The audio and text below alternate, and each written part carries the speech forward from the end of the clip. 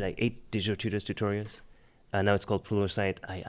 I picked all the seniors' brains. I have great friends who I met my first day at school.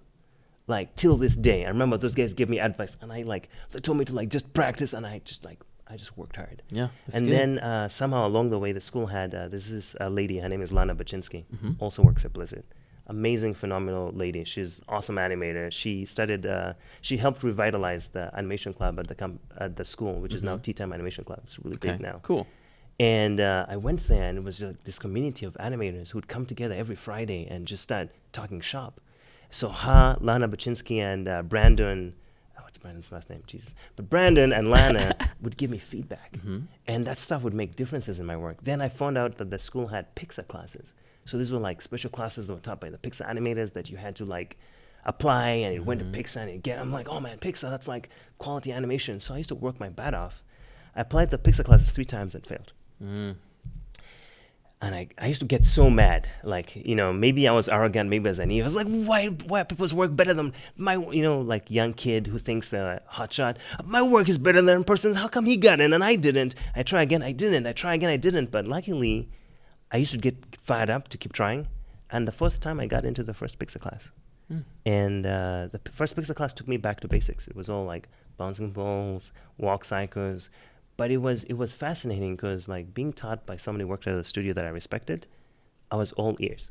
Does it make sense? It's just So it didn't matter that you were like, going back to the fundamentals. Yeah, it was like these guys. There was a trust there that maybe I didn't have with other instructors at the time, but that was a great experience because I remember the first class was called like Intro to Animation Principles, hence the bouncing ball stuff, and I did well in the class.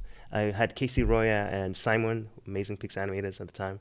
I'm not sure if that's still at Pixar right now, but those guys were amazing.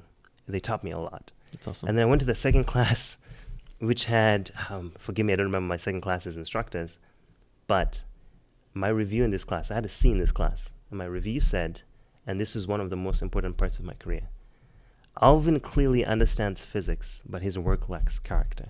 How did that affect you, man? That I was sounds upset. deep. I almost quit animation.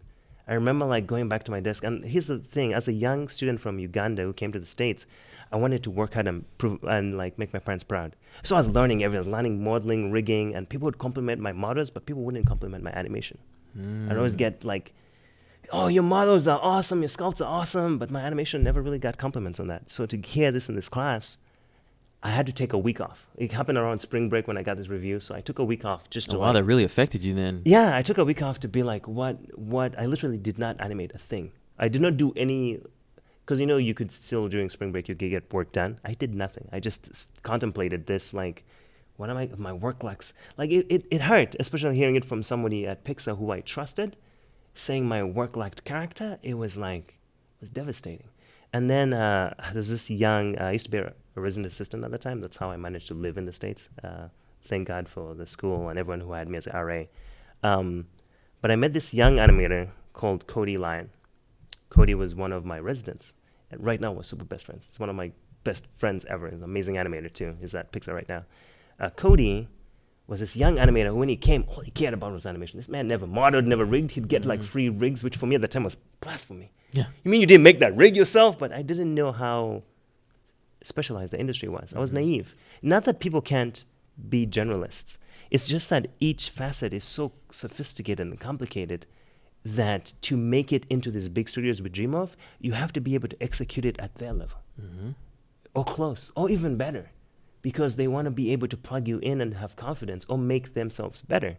And the only way to get there is like, man, like the amount of deep diving just in animation that I've done till this day, it's ridiculous.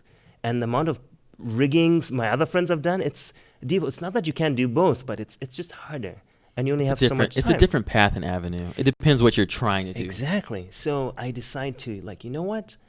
I'm going to just like, after I was stressed, I was like, I'm just going to focus on animation. I'm going to just give it a shot because the way I decided was like when people model better than me, I don't get upset. When people draw better than me, I didn't get upset. When people animated better than me, I was always upset. So I guess that's the thing I care about the most.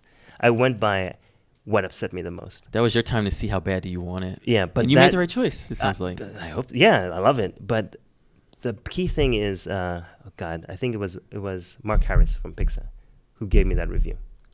And that has been the most important thing in my life, because him telling me my work didn't have characters, it set me on this crazy hunt to figure out what character is. What is character? What separates this reel from this reel? And then I started reading. Dude, I've read so many books on acting, performance, movies, character. I've watched so many videos on what is character.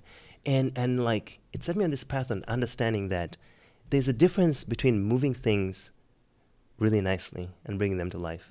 The first paragraph of, when you finish the foreword of Illusion to Life, Frank Johnson says that there's so many studios that make quote unquote Disney animation, but so many of these studios fall by the wayside and don't, like, I'm paraphrasing, of course. Yeah, no, that's fine. Right? I'm not quizzing you on nothing. But he does say that even if it looks or is drawn as well or moves as well as the Disney work does, it's missing a certain quality that hopefully he can pass on with this book.